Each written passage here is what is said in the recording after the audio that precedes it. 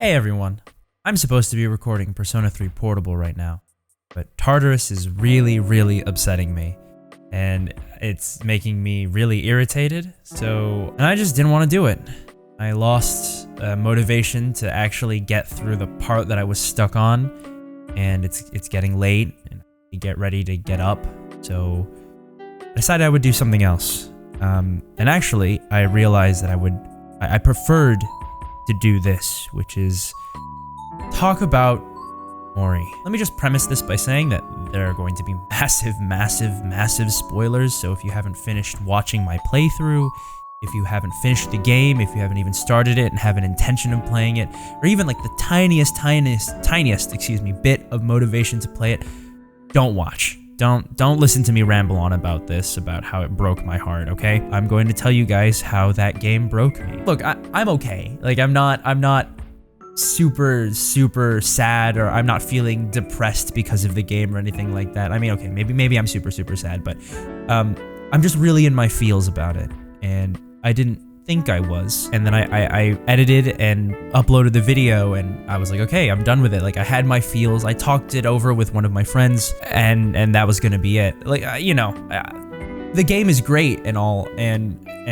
the storytelling is really wonderful, but I wasn't sure if it was going to have such a lasting impact on me. When I was listening to, oh well, I guess I should say, spoilers begin here. So you guys, this is your last chance, and you guys can get out now. You should.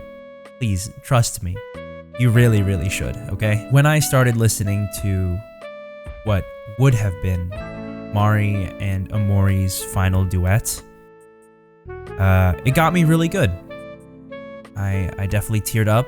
I was crying for sure when I first heard it. Afterwards, when I started listening to it again, I was like, oh, it's a little too upbeat for me to use this as a song to feel emotions and to reminisce about the melancholy that OMORI as a game made me feel. The more I thought about it and the more I listened to it, the more I realized that, wow, no, that's not true at all. Because every single time I listen to this song, my chest tightens up. Like I'm one of those people who has physical reactions to things that make him feel emotions. For me, music is a huge thing that does that for me. And so I realized that it wasn't just a one-time thing. Every time I listen to that final duet, my chest tightens up, I start to feel just a tad bit overwhelmed by my emotions, and I feel like it's the closest I've ever felt to feeling like I'm going to suffocate in my own emotions. Now look, it's not bad, right? This isn't like, I'm just feeling my feelings, and that's okay. This isn't a cry for help or anything like that. Trust me. You would know if it was a cry for help. I didn't think that OMORI would make me feel like that, and I wanted to explore why that was happening. I realized that it was a couple of things, right? First off, Mari's never going to get to grow old. She ran out of time. Way too soon. Her light was snuffed, and her candle was taken from this world. I don't mean to dramatize it, but like, this is how I feel. This is how I feel about the game, and this is how I picture it in my head. This is how I conceptualize or visualize the plot. When her light was snuffed, and her future was taken from her and from everyone else that she could have touched as an adult, that's incredibly tragic to me. That hurts.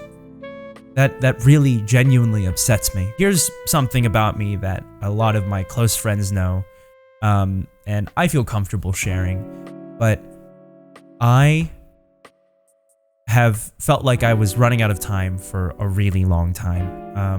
And by running out of time, I mean running out of time to do things, to live the era of life that I'm currently living. So whether that be childhood or adolescence or adulthood, it's not so bad as like, oh, I need to burn the candle at both ends because I'm going to die imminently. No, that's not what I'm saying. I feel the looming presence of the end. I feel it acutely. When it comes to OMORI, Mari was gone so soon. And just thinking about what could have been and realizing that between Hiro, Aubrey, Kel, Basil, and Sunny, things would never be the way that they were, ever again. That broke me a little. But every time I think about the game and every time I think about everything that transpired, I think about how bittersweet it is. It's like 70% bitter, 30% sweet. I was telling one of my friends that I kind of wished that for the first time in a really long time that Kel, Hero, Aubrey, Sunny, Basil, I wish that they were real people. That's a little cringe to admit on main, but it's true. I'd wish that they were real people because all I want to do is to just tell them that it's going to be okay. Like, that's it. That's all I want. But anyway, there's so much more I could say about the game. There are so many more storytelling beats and just the way that they painted the whole picture. There's so much that I could mention and fawn over and cry over and get emotional over. I don't know, I'm just a little tired.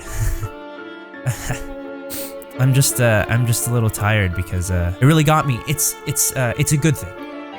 I chase these kinds of experiences, you know? I look for these kinds of emotions. I chase them in the media that I consume, and so this is all good. And if there's one thing that I really want to say to you guys, because I know this was just a ramble, and an emotionally charged ramble at that, it's to please cherish your friends. Hold them close. Just do it. It might seem hard, but it's not, I promise. And it'll be worth it. Feel free to discuss things with me in the comments.